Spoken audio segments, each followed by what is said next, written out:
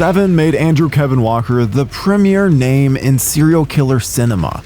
His script was smart, cutting edge, and combined with David Fincher's direction, provided one of the greatest films of all time. So there's been a lot of buzz surrounding Walker's return to the genre with Psycho Killer. But with those lofty expectations, could it ever possibly live up to that level of hype? Well, it's probably best that you just check those expectations at the door. I'm actually kind of gobsmacked with just how bad Psycho Killer actually ended up being. Nearly every single moment becomes so silly in a film that should have been a disturbing look at the mind of a serial killer. Instead, we're given tame violence, a laughable bad guy, and a lead that needs some sense shaken into her. The story follows Georgina Campbell's Jane Archer, a highway patrol woman who witnesses the death of her husband by a deranged killer. So she goes after him, setting out on a mission of justice and vengeance. The story splits time with her and the slasher as he's busy killing various people along the interstate. I always find Campbell to be charming, and she does the best she can here, but Jane is just poorly written all around. She's really hard to root for, especially after finding out she's pregnant with her dead husband's baby, and still opts to sloppily chase down a serial killer. Thankfully, she has plot armor like she's a character from Stranger Things. Every performance around her ranges from okay to bad, with some line readings making me literally laugh out loud. The characters are all such cardboard cutouts. Even Malcolm McDowell is in a completely thankless role that comes and goes from the story with very little consequence. The design of the killer is interesting enough, with the gas mask feeling pretty fun, and the man himself having a hulking stature. But that's about where any of the good ends, as the killer himself is so damn lame. He has this insanely low voice that makes nearly every line of his completely laughable.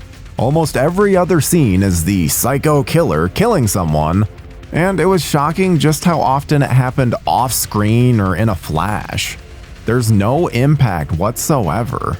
There's one particular sequence that features some of the worst CGI blood that I've seen in quite some time. There's really no excuse for it, and it comes across as pure laziness from the filmmakers. I mourn what this could have been with practical effects and some actual tension, but there's only so much that could be done with a script like this.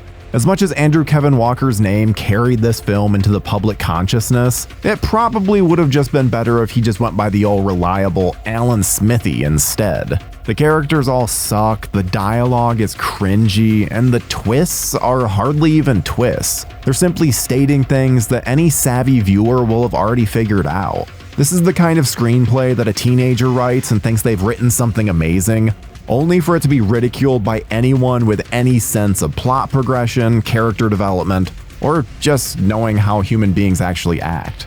And given how much I love Seven, this all hurts me to say. Overall, Psycho Killer is one of the most disappointing times I've had in a theater in quite a while. I love a good serial killer thriller, and it feels like this took every possible misstep imaginable.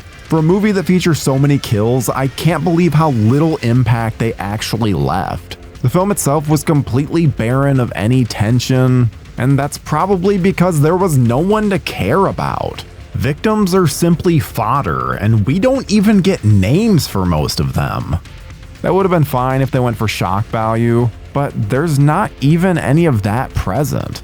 When it's all said and done, this story is nonsensical and fails in nearly every regard, which is why I'm giving Psycho Killer a 3 out of 10.